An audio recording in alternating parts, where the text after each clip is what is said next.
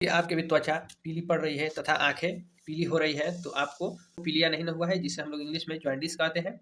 आइए हम इसके देखते हैं कारण, साइन और सिम्टम्स और इंस्ट्रक्शंस और इसके बहुत ही अच्छा ट्रीटमेंट्स। पहले हम लोग इसका इंट्रोडक्शन देख लेते हैं, जो कि ब्लड स्ट्रीम में वैलियम लेवल की अधिकता बढ़ जाने से स्किन तथा आई का कलर पीला हो जाता है, जिसे हम लोग जॉन्डिस कहते हैं।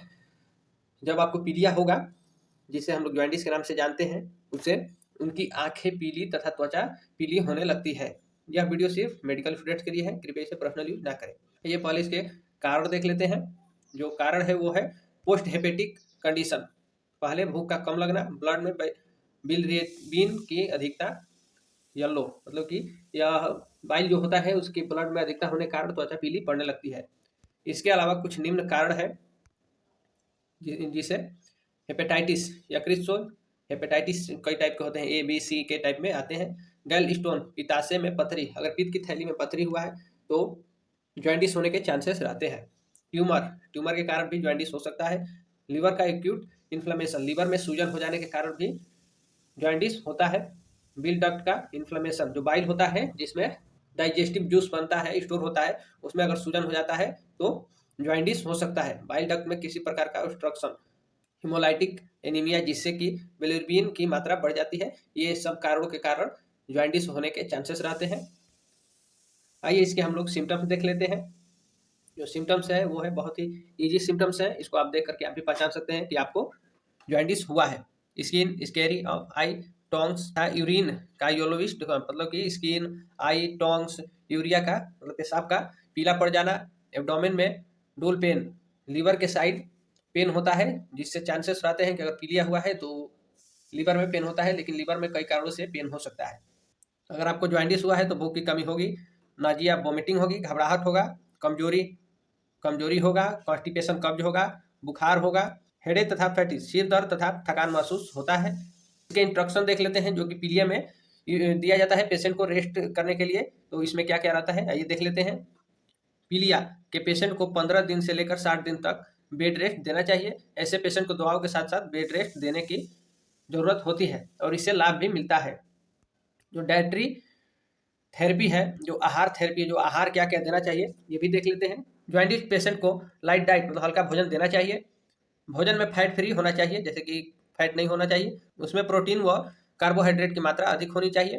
तो दूसरा है वो है जॉन्डिस के पेशेंट को ग्लूकोज अधिक मात्रा में देना चाहिए। अगर पेशेंट ग्लूकोज को ओरली नहीं ले रहा है तो उसे रेलिंग टैप द्वारा सीरा मार्ग से अतिरिक्त ग्लूकोज दिया जा सकता है और उसे देना चाहिए, क्योंकि अगर उनके शरीर में ग्लूकोज का लेवल कम होता है तो परेशानी और बढ़ सकती है।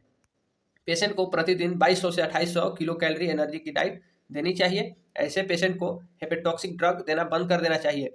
ऐसे पेशेंट को एल्कोहल बिल्कुल नहीं देना चाहिए, जैसे कि शराब वराब पीते हैं तो उनको शराब नहीं देना चाहिए। ऐसे पेशेंट को सेडेटिव ड्रग भी नहीं देना चाहिए, जैसे कि डाइजापाम, अल्प्राजोलम, ये सभी दवाएं नींद की दवाएं होती हैं, इन दवाओं को उन्हें नहीं देना चाहिए। आइए इसके इजी ट्रीटमेंट देख लेते हैं। जो इसके इजी ट्रीटमेंट है वो है सिर्फ लिवोमाइन 3 चम्मच सुबह शाम दिया जाता है, अथवा सिर्फ लीप 52 2 चम्मच सुबह शाम दिया जाता है। इसके अलावा सिर्फ हेपामेर्क 2 चम्मच सुबह शाम जीआईटी को बैक्टीरियल फ्री करने हेतु दिया जाता है। कैप्सूल नाइसोमाइसिन सुबह दोपहर शाम को दिया जाता है, यह एक एंटीबायोटिक है।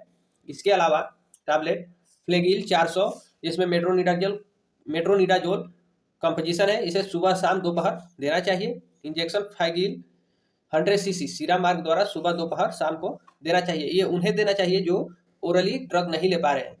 विटामिन की पूर्ति हेतु इंजेक्शन NBM 2 ml, जिसमें B1 B6 B12 मतलब कि बी कम्प्लेक्स रहता है, उसे मांसपेशी में एक दिन छोड़कर लगाया जाना चाहिए। तथा साथ में ही कैप्सूल बीकासूल, जो कि B complex with vitamin C, रोजाना 1 कैप्सूल। इचिंग मतलब कि खुजली को खत्म करने के लिए लेक्टो केलामाइन लोशन लोकली लगाया जाना चाहिए। टैबलेट रोजिन 25 सुबह शाम दोपहर इसको देना चाहिए। आईवी फ्लूइड डेक्सट्रोज 5% तथा डेक्सट्रोज 25% अधिक मात्रा में देते रहना चाहिए। एंटी एसिड हेतु मतलब गैस अगर पेशेंट को बन रहा है तो उसके लिए कैप्सूल एसराडी, जिसमें कंपोजिशन है वो है रेवाप्राजोल डोमपेरिडोन, इसका कंपोजिशन है, इसे सुबह शाम दिया जा सकता है। और इसके अलावा टैबलेट रेंटेक डी, जो कि ये भी गैस की दवा है, इसका कंपोजिशन है रेनिटिडिन एंड डोमपेरिडोन, इसे सुबह शाम दिया जा सकता है।